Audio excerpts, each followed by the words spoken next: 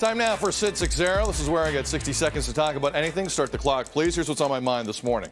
The Toronto Blue Jays have the look of a group of individuals who are gelling together, otherwise known as a team. How do I know? It's not the 9-2 homestand that just ended. It's not the fact that they're very much in the wild card discussion. It's not even the massive home runs from this past weekend by Marcus Semien and George Springer. Nope. The moment I learned this was a real team happened Friday night. You can pinpoint it. Jays were up. Boston's Hansel Robles hits Randal Grichuk right about here. This upset the Jays greatly to the point where the entire team nearly attacked Robles on the mound after he stared down the dugout. It was quite a moment. Look how jacked up they are. Now, nothing happened after that, aside from the Jays taking 3 of 4 from Boston. But that moment Friday I found very interesting. These guys aren't just on the same team having fun in the dugout. No, no, no. They're willing to scrap for each other. Scrap for the guy next to him. That, friends, is a team. Dan Shulman might be the greatest team player I've ever seen. Not only did he call the return of the Jays to Rogers Center, indulge me, Dan, if you will. He called the return of the Jays to Rogers Center, just finished calling men's and women's basketball at the Olympics for CBC, did a spectacular job. Was there some water polo in there too, Dan? What else did you do? Did I miss some assignments over the last 2 weeks? What else? I would love to have done water polo. I actually played water polo. If they had asked me to do water polo, I would have done it for them. The little known fact about Dan Shulman that I keep forgetting. You're right. You're right.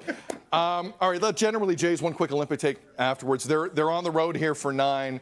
They're feeling great. Leaving town was probably something no one wanted to do here. What's your take over what you've seen over the last 11 days or so? Well, my take is they're playing very well, and obviously George Springer's the hottest player in baseball right now, back-to-back Player of the Week awards. You never see that.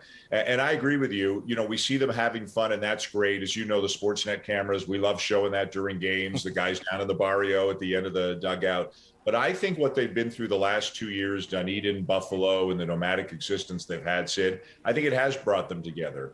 And I think they do care about each other. And I don't even think it's an us against the world kind of mentality. I just think they really believe in themselves and that they've got a very strong bond from 1 through 26, and that can help you over the course of a long baseball season. So doubleheader today, 6 p.m. Eastern on the Sportsnet family of channels. I feel, Dan, you've been doing this long enough. You can see a bit of a letdown coming ahead of time at moments. Is there one here maybe for the Jays? Because it was such an emotional dump coming back home.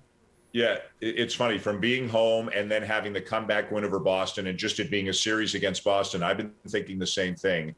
Nothing intentional, nothing where they allow it to happen, but I think they've got to be very conscious about it to not let down. They've got the Angels, Mariners, and Nationals coming up on this road trip. And the Angels and Mariners are both like really fringy contenders, but they're good enough to beat you if you don't play well. And I think the off day yesterday was great, and I hope they all had a great, relaxing day. But I hope somebody walks into the clubhouse before the game and says, come on, boys, this one counts as much as the last one and as much as the next one. And I think they'll be fine. You know, when you've got a guy like Semien, when you've got a guy like Springer, I think you've got guys who have been through this before. And I think those guys will have a big impact on the younger players and do their best to make sure everybody stays sharp.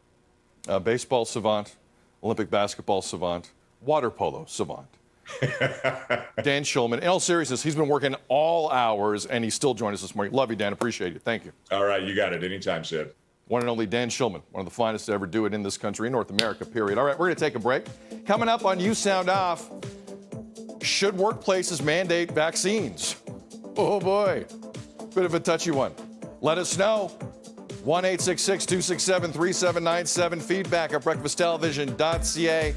At Breakfast TV on Twitter, 24/7. You Sound Off. Coming up after the break. It's 6:44 on a Tuesday, Toronto.